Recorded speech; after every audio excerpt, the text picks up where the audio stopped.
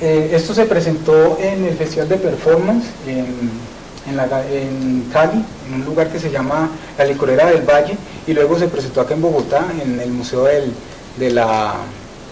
el Museo Nacional, en el Museo de la Universidad. Sí, en el Museo de la Universidad. Entonces era traer un hecho cotidiano, simplemente traer algo que es muy normal en mi familia, inclusive en la población afro, pero esto es como ajeno a ciertas culturas y también a ciertas personas, porque creen que es algo un poco feo. Entonces, el hecho de comerse el pescado así y de tenerlo de esta manera es algo estético para nosotros. Entonces es mostrar como esa estética que a la vez es como que incómoda y que a la vez también es como rara, pero es como una estética que si no se hace así, ya no se puede como saborear bien el alimento. Entonces era mostrar también esa parte. Sí, ahí.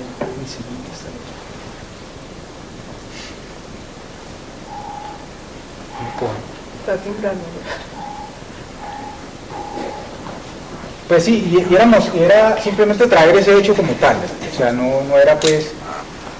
Y lo más importante era también invitar a la gente a que siguieran como esta costumbre que yo les estaba como indicando. Entonces trataba como de explicarle a la gente cómo era que se comía el pescado con la mano, y pues en este momento hubo personas que lo hicieron y pues fue como muy acertado el asunto. Bueno, eso fue cuando me dejé crecer el cabello. Lo que hice fue irme a varios lugares, casas fotográficas, almacenes, pues trataba de ir bien vestido como para que me aceptaran, pero sentía rechazo, la gente no me recibía, simplemente por estar así, pues que no me parece tan mal, y no, o sea, era impresionante. Entonces es también un asunto del medio como tal, porque pues esto en Palmira no es aceptado, pero pues acá en Bogotá pasa a ser normal. Entonces es muy tenaz como esas dos realidades dentro del mismo contexto colombiano, ¿no? Yo tengo algo para agregar, y es, yo anteriormente, hace unos años, también tenía mi cabello así. Yo portaba dreads, ¿no? Y bueno, hace poco tiempo me los corté. Pero no era un problema de estereotipo. Es decir, de pensar que si yo corto mi cabello así es un estereotipo y que la gente por tener dreads no me va a dar empleo. O no sé si en el caso de las mujeres cambia, ¿sí? Porque muchos amigos, de hecho, que tienen el cabello así, que son rastafaris o que tienen algún tipo de creencia también religiosa a partir del hecho de por qué se corta el cabello así, la cotidianidad colombiana o esta realidad no permite eso. Y generalmente siempre que la gente ve un hombre afro con el cabello así, le genera eso. No sé si es naturalizado, porque la gente ve eso y se ríe. Entonces, si es una persona no negra que tiene el cabello así y tiene otro tipo de cara, puede ser inclusive un modelo. ¿Sí me hago entender? Entonces, ese tipo de cosas que para muchos de nosotros no nos gusta, porque por ejemplo el hecho de comer pescado con la mano o el mismo arroz, porque en el Chocó hay unas abuelas que se comen el pegado con la mano, y hay muchas culturas africanas que lo hacen.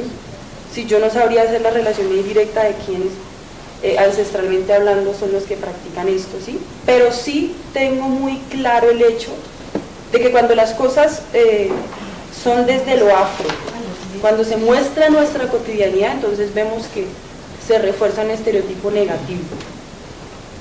¿Sí? Entonces a mí me parece que es rescatable de tu trabajo, y también es algo que me parece que es un riesgo mostrar lo que a la gente no le gusta ver, o lo que la gente ve, porque yo veo esto y regreso a la película Bamboozle, ¿sí? El hecho de cómo a veces se usa lo afro para burlarse de la gente, que pasa en Sábado Felices y que pasa en muchos programas, y que pasa de hecho en estos días con una novela, ¿sí?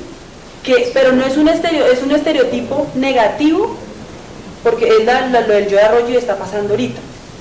Yo el sábado iba en un bus y unas personas estaban burlando de mí, diciendo una palabra sobre Manyoma y una serie de cosas, y todo el mundo era cagado de la risa, perdónenme la expresión, en el abusero, ¿sí? Entonces yo digo, o sea, ese estereotipo de la gente negra que en algún momento se familiariza y que todo el mundo la conoce y decimos que es bueno que hablen de nosotros porque está de moda. O sea, ¿en qué medida entonces es positivo? Porque eso se vuelve también muchas veces negativo para nosotros como comunidad, porque es burlesco. Y en el trabajo de Liliana está reforzado, es decir, y todavía se vive. ¿Cómo se ve entonces esa mujer afro no intelectual o no profesora o no profesional? Como una empleada del servicio. Y es parte de nuestra cotidianidad. Quien no está, pues dice, no, eso para mí no es racismo o es un cuento pero de ustedes, ¿sí? Entonces yo veo el trabajo del compañero y es algo que se vive cotidianamente en nuestra comunidad. O sea, la burla de lo afro también, muchas veces, visto desde ese punto de vista. ¿Sí? Pablo, Sí. no puede ser como la opinión. Bueno, yo quisiera decir que eso no solamente pasa con la comunidad afro, sino también pasa con la mujer, también pasa con las minorías sexuales, digamos, con la gente que tiene preferencia sexual distinta, pasa con las contraculturas, o sea, pasa con todo lo que es distinto. Es que la sociedad colombiana todavía tiene muchos remanentes conservadores muy metidos, muy profundamente, y que son los que, digamos, no es por echarle la culpa, pero son los que han permitido que muchas circunstancias violentas surjan a costa de la diferencia del otro. Digamos, yo les pongo un ejemplo. Ese mismo ejemplo de las telenovelas con los clichés puede pasar, por ejemplo, con El man es Germán, que es una parodia de una subcultura urbana como el punk, donde el personaje se convierte en una caricatura y en una mofa de unos personas que piensan y se visten distinto a los demás, que por solo eso ya están estigmatizados, ridiculizados y se hacen a un lado, ¿sí? O sea, la sociedad los asimila, pero para burlarse de ellos, ¿sí? Ejemplos también hay con telenovelas donde la caricatura del homosexual está presente y es una cosa risible. Entonces, pues, yo lo que yo les quisiera señalar es que así como pasa con la comunidad, porque evidentemente pasa con todo lo que es distinto. Sí, eso es muy cierto. Sí. Yo quería decir como un aporte y hacer como una diferenciación, ¿no? Sí. Pues estamos hablando de dos cosas que, si tal, estamos hablando de una estereotipación negativa, altamente negativa, también tenemos que hacer una diferenciación, porque estamos hablando de un grupo diferencialmente racializado, ¿no? Históricamente. Entonces estamos hablando de 500 años, es lo que comprende la modernidad, y donde esos imaginarios construidos socialmente, con el parámetro de sentido común de lo risible, tema que trabaja pues la cinematografía afroamericana con sus pros pero también con sus contras. Ahí es clave hacer esa diferenciación, ¿no? Porque este tipo de problemas en torno a lo que trabaja la profe, que es la representación afro, son mucho más profundos, ¿no? Porque son mucho más deshumanizantes. Estamos hablando de la trata negrera, estamos hablando de una cantidad de opresión, una cantidad de desconocimientos, una cantidad de enmendaduras en la historia, como dijera pues el semiótico Walter Miñolo. Estamos hablando de la colonialidad del ser, ¿no? Entonces ahí compara una preferencia sexual, una clase socioeconómica, una posición política, un fetiche, a una población racializada y históricamente oprimida. Estamos hablando de dos cosas totalmente diferentes, si bien a la par en síntesis sufren esa misma consecuencia, ¿no? Que es la discriminación, en un sentido negativo. Entonces ahí lo interesante del compañero es su postura, ¿sí? Su postura, porque esa representación ahí ya no queda simplemente como un proceso, yo te estoy mostrando, ahí tú la estás encarnando, ¿sí? Esa estética es producto de una experiencia. O sea, esa estética no te nace, esa estética adquirida de afuera, de tu familia, de tu ancestro, de lo que tiene que ir al lado del río, de lo que tiene que ir al lado del mar, ¿sí? Entonces ahí es donde tu cuerpo, tu persona, tu humanidad interviene en la obra, y eso es lo realmente relevante. Sí, lo que pasa es que no hay que pensar de que todo es igual, porque uno no sabe pues desde qué momento nace cada grupo y desde qué momento se generan las cosas. Estamos hablando de que lo afro viene mejor dicho, eso tiene como que una cabida que uno se pone a pensar desde qué momento empezó todo este cuento de la discriminación y el señalamiento, y esto pues se puede decir que viene desde que se generó la colonización, si es por así decirlo, de mucho antes, que no sabemos porque no hay un referente preciso, pero por lo menos lo más importante es que hay que reconocer de que esto se sigue manifestando, se sigue presentando, y que no podemos ser como ajenos a que está pasando algo y quedó allí. O sea, de alguna manera hay que tratar de señalarlo, o por lo menos mostrarlo, ya sea en una X así chiquitica, o en un campo bien amplio, que por lo menos generemos conciencia, ya sea para nosotros como personas, o para nuestros hijos, o para el que esté al lado.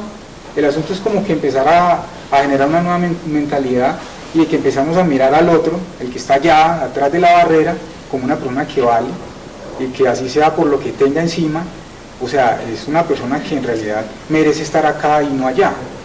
Y desde ese punto de vista pues parten como muchas cosas que he hecho. Eso fue un trabajo que hice, que comencé a indagarme sobre eso de si en realidad África nos ha llegado de la manera como en realidad la leemos o nos las han informado.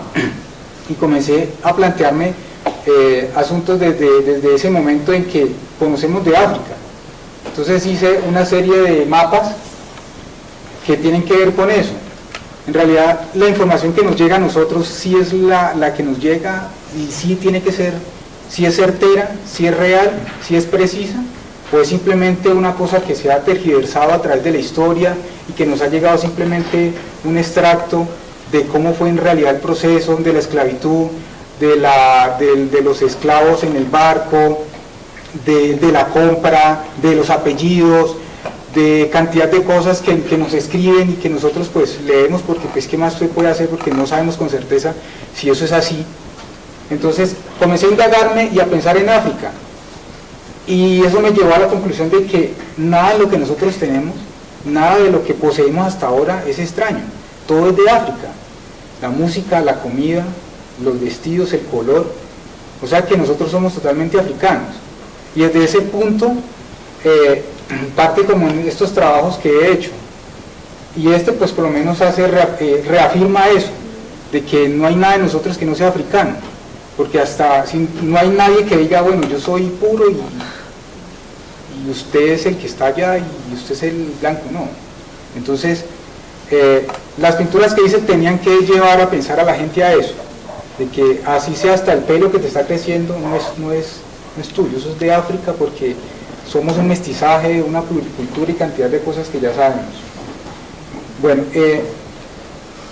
hice otro trabajo que era una performance con mi hijo.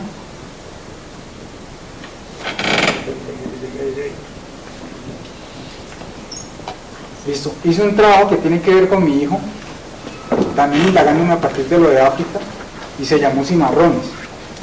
Lo que hice fue cargar a mi hijo en hombros, yo tenía los ojos vendados, y mi hijo le entregaba unas frases a la cantidad de gente que había en la sala.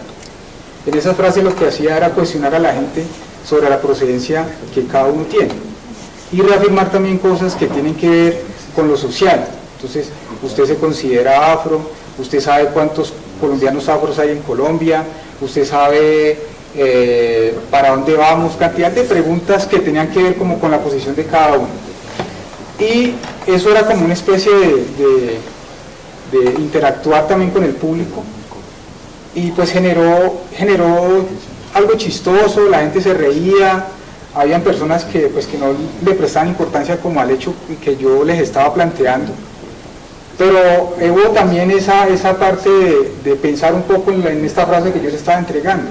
Mucha gente se la guardó y se la llevaba para la casa, y pues eso era parte de lo que les estaba hablando ahorita sobre África.